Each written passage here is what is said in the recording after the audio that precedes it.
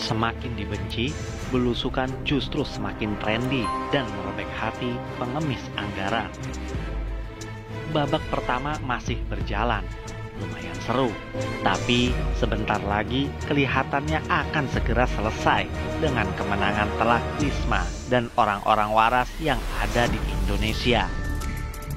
Dengan kegigihan Risma mencari konsep memanusiakan para tunawisma yang ditemuinya di Jakarta dan beberapa kota lain, kita bisa mulai tersenyum karena ada kilas harapan yang terbersit atas nasib para tunawisma di negara ini.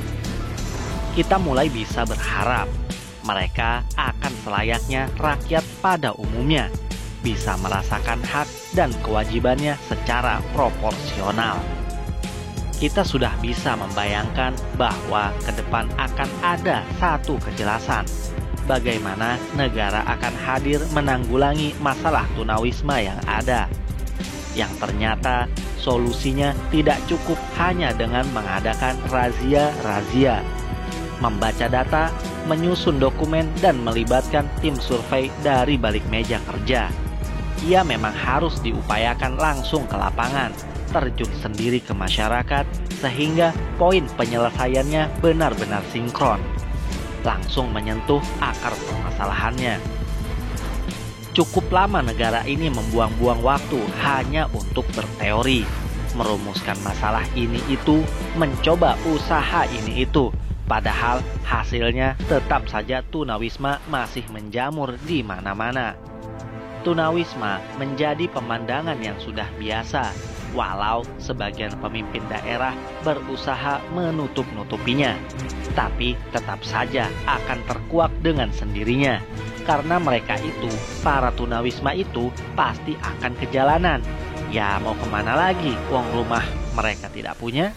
Namun lucunya, mereka saat ada di jalan, mereka malah tidak dianggap nyata oleh sebagian pemimpin. Mereka justru disejajarkan dengan bintang film dan artis ibu kota yang pada umumnya pandai melakoni seni peran. Mereka menuduh tunawisma itu adalah seni artis peran. Parah bukan? Sekarang dengan tangan dingin Risma sebagai Menteri Sosial, dengan kerendahan hatinya membaur dengan rakyat, maka konsep solusi itu pun ditemukan. Bahwa memang sudah saatnya semua pemimpin kembali menjalani kodratnya, yang justru sebagai pelayan rakyat.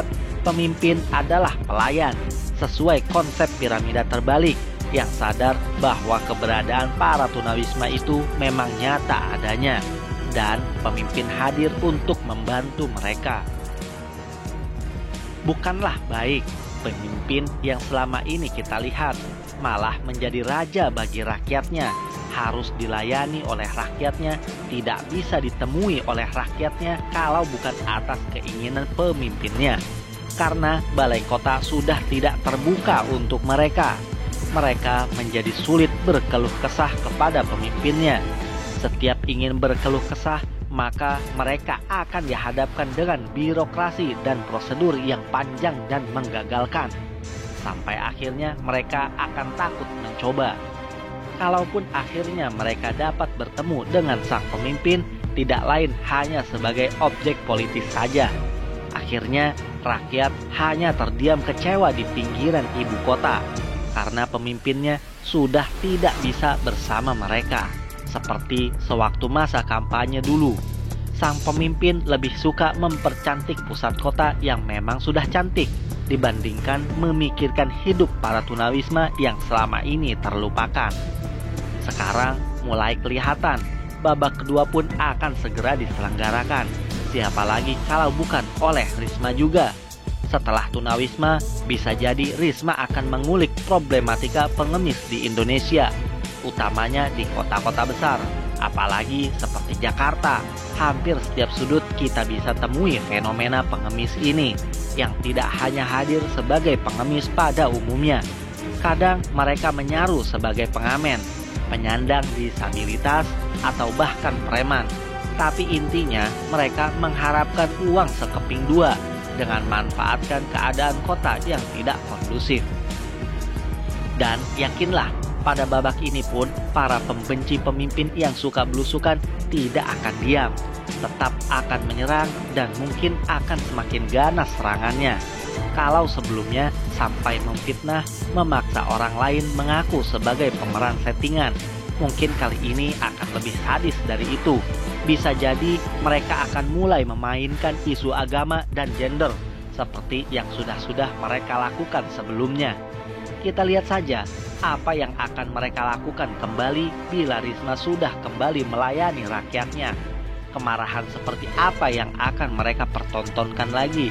Apakah sama dengan kemarahan pengemis anggaran yang takut diketahui bahwa anggarannya selama ini sama sekali tidak digunakan untuk mengatasi permasalahan pengemis sesungguhnya di ibu kota, melainkan digunakan untuk kepentingan pribadi dan golongannya.